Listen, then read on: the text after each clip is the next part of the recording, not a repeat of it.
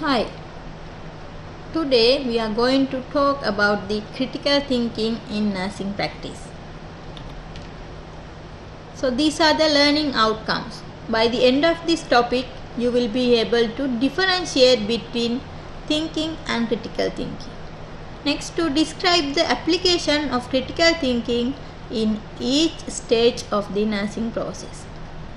Third, differentiate between reflective practice and critical thinking. Next, explain the steps to develop reflective practice skills and discuss the concept of evidence-based care. So, what is critical thinking? Critical thinking is the disciplined intellectual process of applying skillful reasoning as a guide to belief or action. In nursing, critical thinking for clinical decision making is the ability to think in a systematic and logical manner with openness to question and reflect on the reasoning process used to ensure safe nursing practice and quality care. How you can involve in this critical thinking? To become a professional nurse, it requires that you learn to think like a nurse. What makes the thinking of a nurse different from a doctor or dentist or an engineer?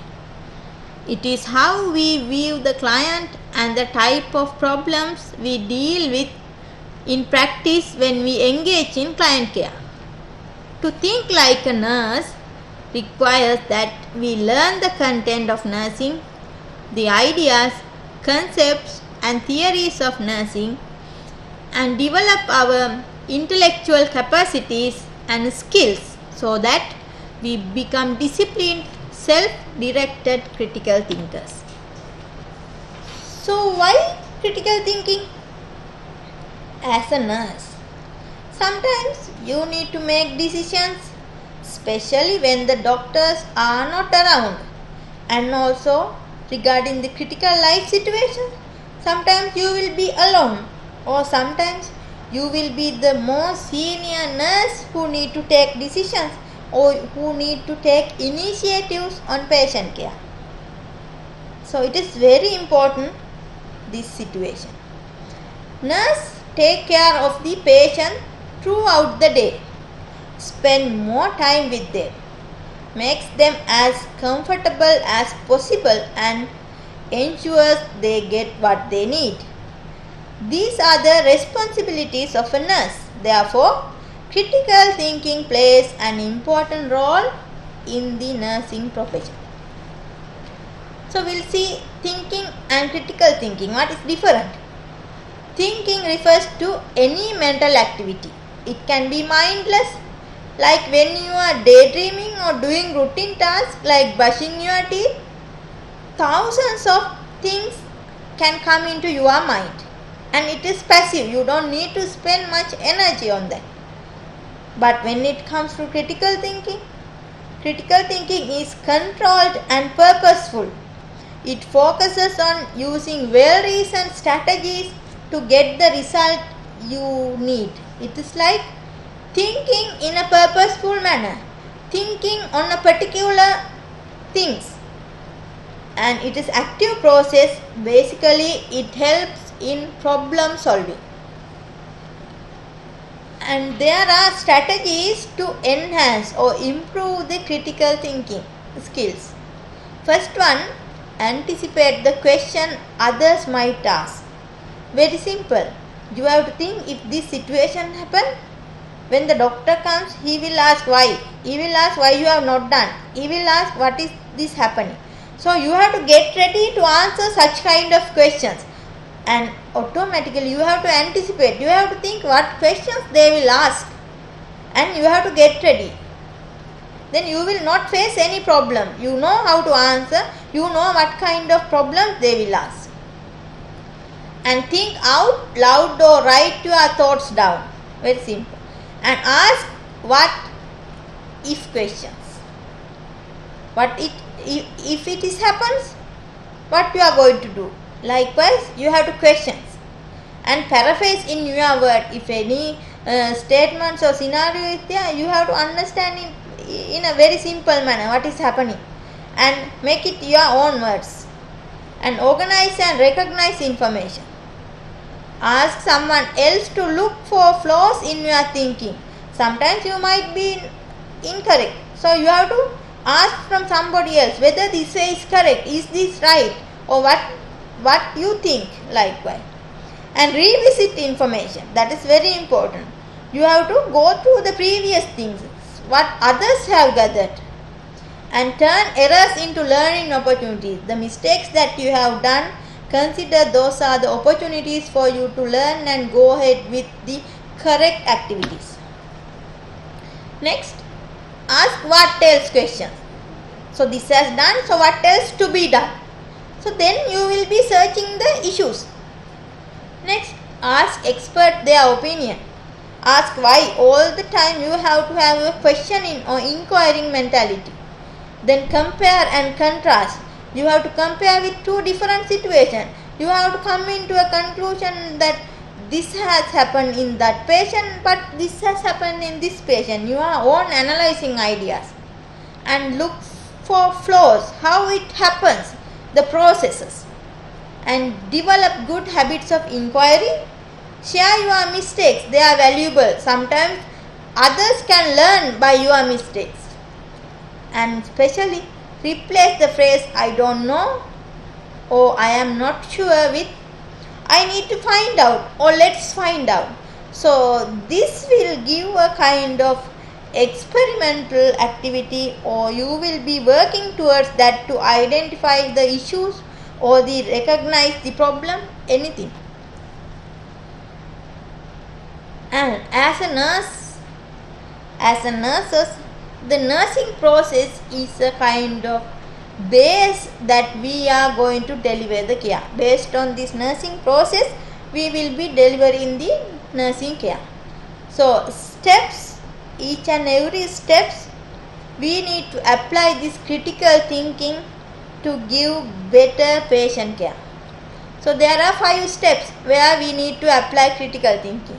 First one is assessment, then nursing diagnosis, planning, implementation and the evaluation. We will see one by one. In the assessment phase, how you are going to apply your critical thinking. When you are gathering data, you have to see what are the sources of data. What are the different sources of data, like subjective data, objective data, how you are going to collect. Primary and secondary data. And you have to see, is this data complete? All the necessary data have I collected? And what other data do I need? Anything else that I need to collect? And what assumptions or bias do I have in this situation? Any bias? Did I use anything? Or any assumptions which I made, or a kind of thing you have to consider. And what is the client point of view? Are there other point of what client thinks about his problem? Sometimes he will give the solution. And is there any other point of view, not only from the patient, anybody else, the family members thinks about what they think about this thing, patient condition. Next, in the diagnosis process, what does the data mean? To come into a kind of diagnosis, you need to have a supportive data.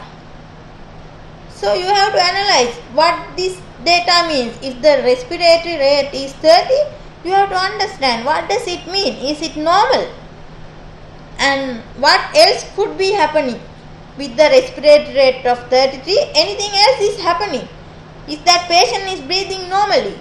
Or what comfort measures that he used? Likewise. Are there any gaps in the data? Are there any missing data? Do I need to collect something else, like if the patient is breathless, not only the respiratory rate, we can check the patient's saturation level. Sometimes the different muscles, whether they are using, or whether he can talk kind of sentences, or is there any difficulty in gathering words. So you have to see for many things. And how are these pieces of data similar and how are they different? The kind of set of data where you need to make a diagnosis, is that similar? Is it goes with the one system or one issue, or is there too many different data which you have gathered for one diagnosis? And do I have any assumptions or biases in this situation? Have I made any biases before coming to a conclusion? Have anything, whether any assumption which I have made? And have my assumption affected my interpretation of the data? If so, in what way? When we are planning, what are the goals for this client? What do you want to do?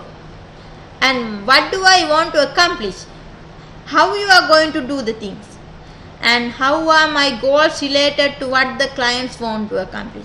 Is it tallying? What the client need, is that similar for my need or my goals?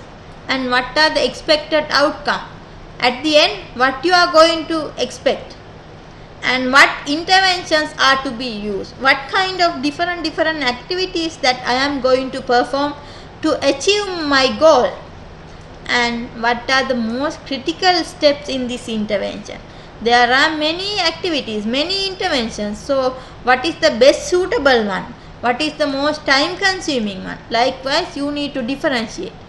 Next, how much possible involvement does the client and family members wish to have at this time?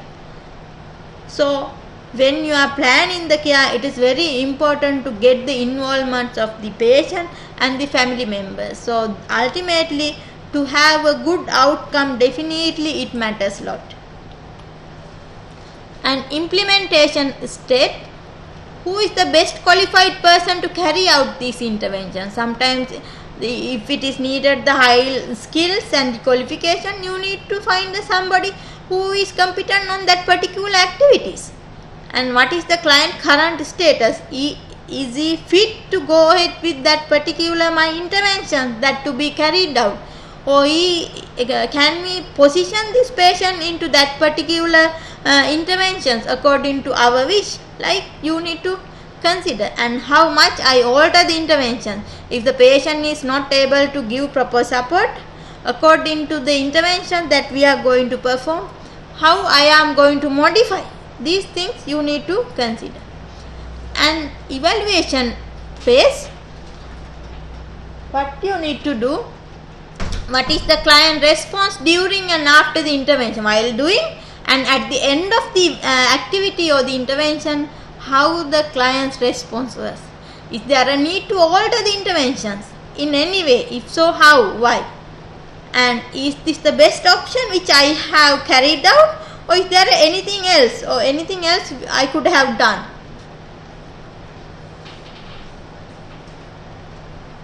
So basically, how the critical thinking involving in the nursing process is discussed. Now we will see about the reflective practice. It is a process of reviewing an experience of practice in order to describe, analyze and evaluate and so inform learning from practice. Basically, reflective practice is part of critical thinking. With the critical thinking, if we are using the reflective practice, we call it as critical reflective practice. So we will see critical versus reflective. What is the difference? From the very beginning, you are learning about thinking and critical thinking. Now here, critical thinking and the reflective thinking. Critical thinking involves identifying and challenging assumptions and imagining and exploring alternative ways of thinking, and acting are key activities undertaken during the critical analysis phase of a reflective cycle or process. Here basically it involves the identifying and challenging assumptions and imagining and exploring alternative ways of thinking. And according to that, you are going to act. So it matters the critical thinking. When it comes to the reflective thinking, it is the reflective practice thus convey an approach to professional practice, which is not only concerned with thinking but also with the acknowledgement of feeling and with activity that makes a positive difference to practice. Reflective thinking will help to work in a professional manner with the thinking and by thinking in a feelingful manner. It is not only you are feeling, you have to think how others feel. You have to reflect on the different people, how they feel about the situation. So how you can develop reflective practice skills? First, there are 4 steps. First one is self-awareness. Understanding yourself. It matters your strength, weakness, opportunities and threats. You have to understand in which area you are comfortable, which area you are lagging, and you have to have an ability to describe the situations. And critical analysis skills. Each and every activities or the each and every involvement what it has happened in that situation, you have to have analytical skills in each and everything, and everybody who have involved that. Then with that you have to come into a conclusion in regarding the practice or where you are working, and you have to evaluate whether the situation has led to a good outcome or is it kind of gave a bad outcome. So basically I will be talking again about self-awareness. As I told you, self-awareness is to concisely be aware of your character, beliefs, values, qualities, strength and limitation, and ability to describe. You have to have a good communication skills, written, verbal, everything. And critical analysis skills. It involves identify and illuminate existing knowledge of relevance to the situation. It is basically information regarding the situation, and explore feeling about the situation, and identify and challenging assumptions what you have made, and imagining and exploring alternative courses of action. A good example is when assessing patient data to identify patient problem. And how you are going to synthesize and evaluate? Synthesize is the ability to integrate new knowledge, feeling of attitude with previous knowledge. So basically, example, in diagnosing patient problem, nurses need to gather data from nursing assessment to provide information regarding the problem to reach a diagnosis. On the other hand, evaluation involves assessing or making judgment on the value of something based on predetermined criteria or standard. And next, we'll see what is about the evidence-based care. Evidence-based care is usually referred to as evidence-based nursing, EBN, or evidence-based practice, EBP. This means to care or to nurse with a strong foundation on evidence-based findings. So you have to have a proof data to say this is the best method to practice. Evidence-based practice is about good practice and improving the quality of care. So there are key features of evidence-based practice. First one is evidence and clinical expertise who have such evidence, and also the patient preference. Patient should be comfortable with that evidences and the care context. So sources of evidence-based practice is first Quality improvement, project findings, those are the sources. We will get findings and we can show those things as evidence. This is how we have gained the information. And recommendation from experts in the particular field. If the consultant is continuously practicing for many years and he has experience about particular dressings and how the wounds have infected and what are the good outcome with the surgeries, and all those are experts' opinion. And the very scientific evidence are research findings. So evidence-based practice is essential to the practice of nursing for purposes of promoting optimal patient outcome. And research suggests that the implementation of EBP by staff nurses is problematic and influenced by belief, nursing leadership and the work environment, because there are no kind of favorable environment to apply the staff nurses evidence into the practice with the many issues.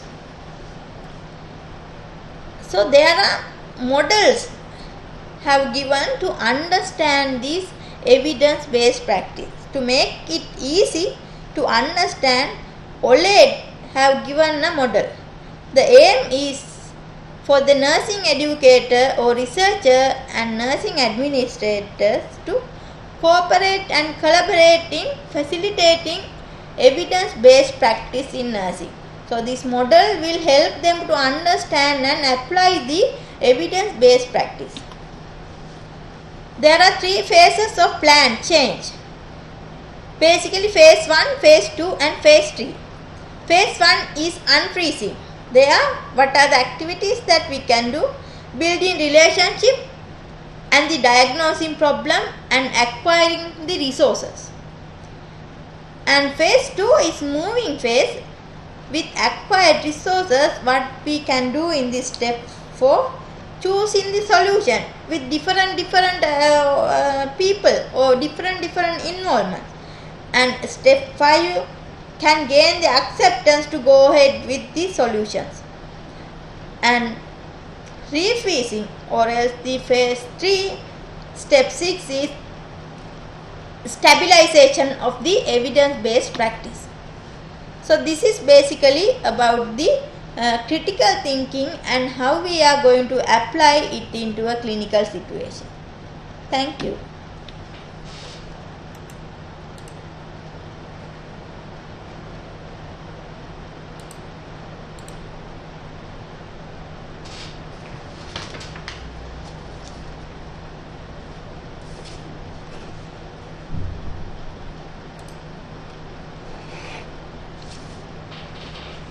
So now I am going to discuss about the assignment given for the professionalism and issues in nursing for January semester. Objective of this assignment is to appraise learners' level of critical thinking skills in addressing professionalism in nursing practice. The synopsis is: you are a registered nurse with more than 5 years of working experience in the hospital. You are aware that the pathway for nursing development as a profession is linked with historical influence, social media, political strength and autonomy that require competent nurses with contemporary higher education. So we will see what is the question. Question is to discuss the current trend of decision making and developing strategies for enhancing autonomy in practice, as well as the stereotype inherent in nursing that can tarnish the actual image of nurses. Explain how changes in current nursing education and the involvement of professional nurses in the media will affect the image and nursing perception. So before moving to the question, we'll see about the general guideline which you need to consider about writing the assignment. You have to use MS Word format. According to the APA format, you need to follow the spacing, font style and column, page numbers, referencing methods, citation, everything. And word count about 2500 to 3000 excluding references. And we'll see how the marks allocated. There are 7 sections. Section 1 is introduction. Section 2, description on the significance of autonomy in nursing practice. Section 3, discussion on the current trends of decision-making autonomy in nursing practice. And Section 4, development of strategies for enhancing autonomy and control over nursing practice. Section 5 is discussion on the stereotype inherent in nursing that can tarnish the actual image of the nurse. And discussion on how in terms of change in current nursing education and the involvement of professional nurses in the media will cause changes in the image and nursing perception. Finally, the conclusion. So, in introduction, basically you have to explain your topic. The key words given in the topic. Basically, nursing practice and how it is linking with the decision making and why the decision making is important to practice the nurse and what is the public image of nurse. Next, the public image have a direct contribution towards the profession. The public image only they will be identifying them as a profession. And you have to write this with the citations. You can get the content from the different articles and you have to put the in-text citation within the text or at the end of the paragraph. And latter part of the introduction, you have to write what will be discussing in the forthcoming writing assignment. Basically, how it can be started. Like autonomy is the freedom to make discretionary and binding decision consistent with one's scope of practice. Autonomy is different from practice and the kind of people to people. And especially discretionary and binding decisions mean that the nurse has control over the knowledge needed to make the decision. She or he does not need to turn to others in order to know or understand. Basically, they have the basic knowledge and skills and attitude like competencies they have. They don't need to ask each and everything from anybody else. They have the power and knowledge to work according to the situation. Instead, the training and education of the nurse has provided him or her with the requisite information and understanding to make the decision. To make this decision, they have given proper training with the proper theory component and the proper skill exposure. Next, the public image of nursing profession will important because it creates a framework by which others approach nursing as a profession. How the people knows about the nurses, what the general public think about the nursing, how these people are seeing the nursing activities. Basically, what the concept that they have in their mind about the nurse. So at last this assignment will explain current trend of decision making and developing strategies for enhancing autonomy in practice, as well as the stereotype inherent in nursing that can tarnish the actual image of nurses. It's basically routine working. They don't have any influence to enhance the profession. So such kind of nurses, only they are not going to improve the nursing image. They will be further putting down about this image. So you have to be very prominent person in the healthcare sector, and you have to show to the public how you are working, in which aspect you are contributing towards the health of the public, and which way you are acting. So this need to pass to the community, then only you can improve the image of nursing. Furthermore, this will explain how changes in current nursing education and the involvement of professional nurses in the media will affect the image and nursing perception. Basically, in current nursing situation, current educational methods and involvement of the professional activities, those things need to be improved. Otherwise, we are not able to improve the actual image of the nurses.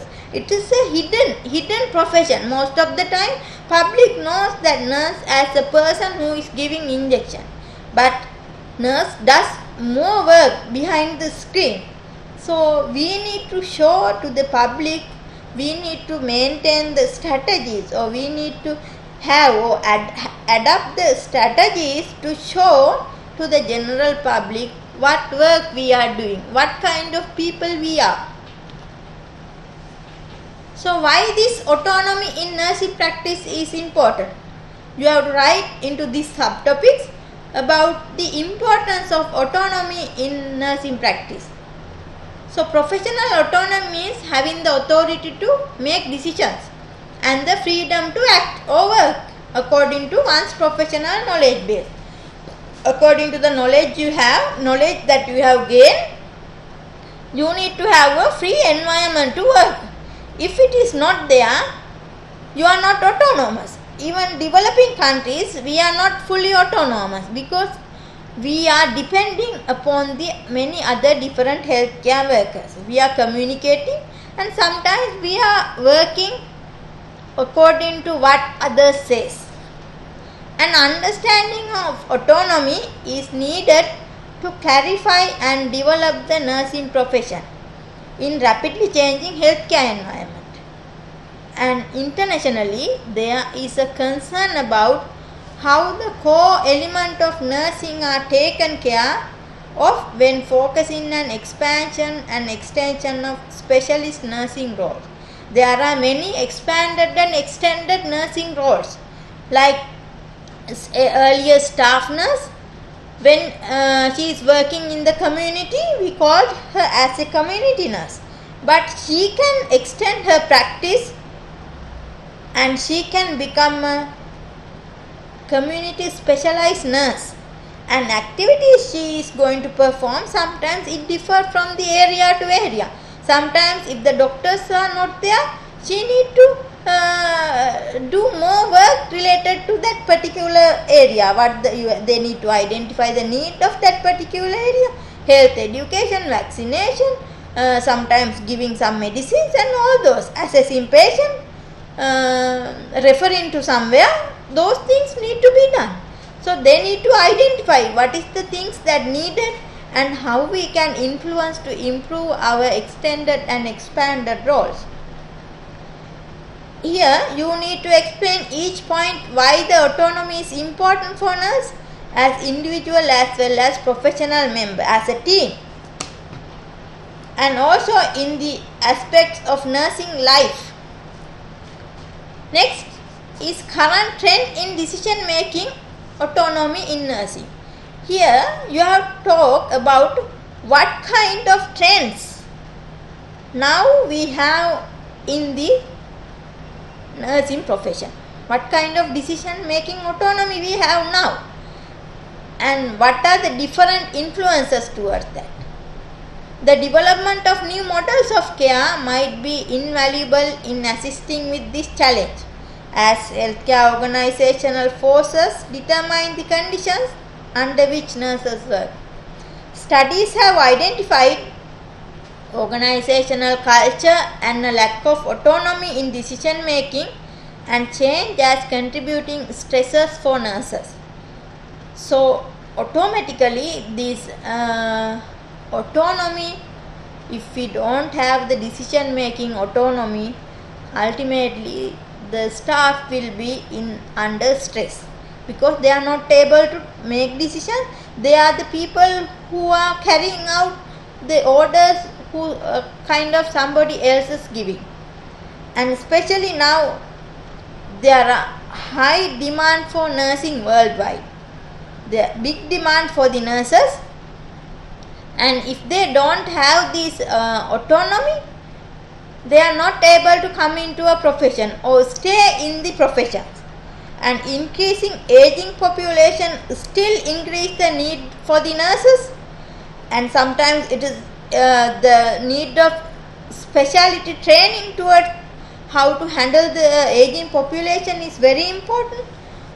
And emerging and re-emerging disease, it is a kind of like nowadays this corona, it is a kind of emerging new disease.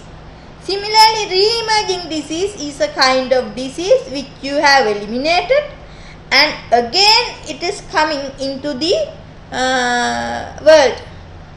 And feminine career, most of the time nursing is a kind of female job, not completely professionalized. As I told you, it is not completely professionalized, it is partially professionalized. So because of that, even nurses doesn't have the interest to come into a profession.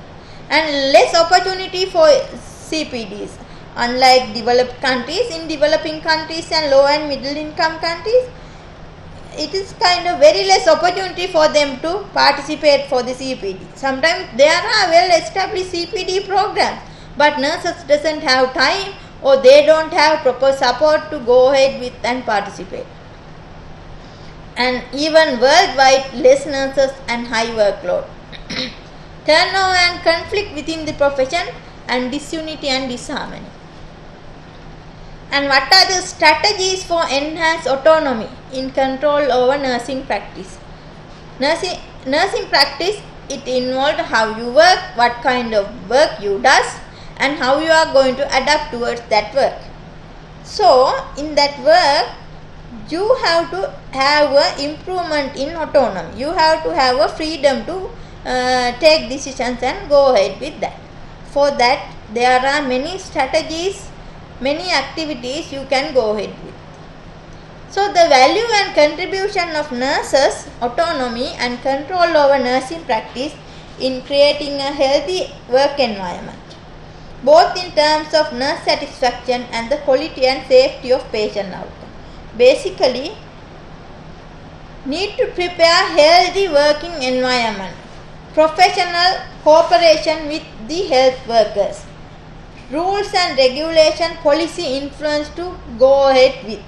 So there need to be a very supportive work environment for them to work with the decisions that they need to carry out. Ultimately, this is going to affect for their nurses' job satisfaction, which enhance the quality and safety of the patient outcome, which have been consistently demonstrated. There are evidences. Moreover, recent research has reported that a positive work environment, including higher level of autonomy and control over nursing practice, is not associated with increased nursing costs. So there will not be any additional cost to improve the autonomy in nursing practice and the providing positive work environment. Most of the time it matters the attitude and how they work together toward the patient outcome. So there are some strategies. Nurses have 4 fundamental responsibilities: to promote health, prevent illness, restore health, and to alleviate sufferings. The need for nursing is universal.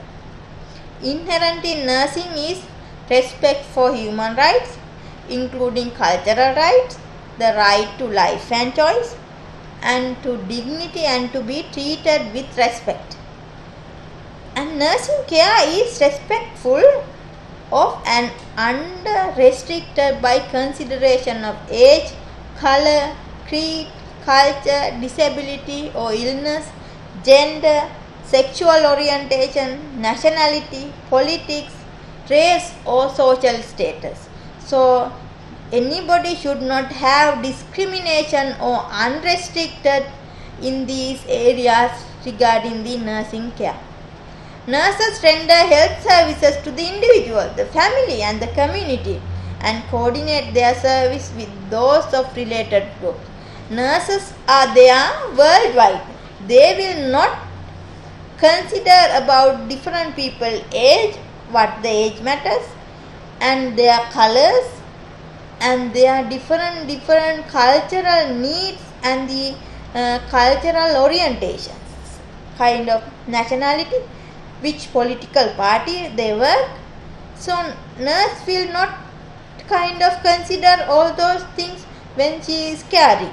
So it is need to be understand that community, this patient or the healthcare members who all are involving in this care, it serves the individual families and the communities.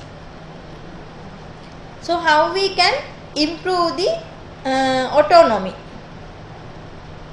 Clinical nurse autonomy and control over nursing practice have been associated with increased nurse satisfaction, as I told earlier.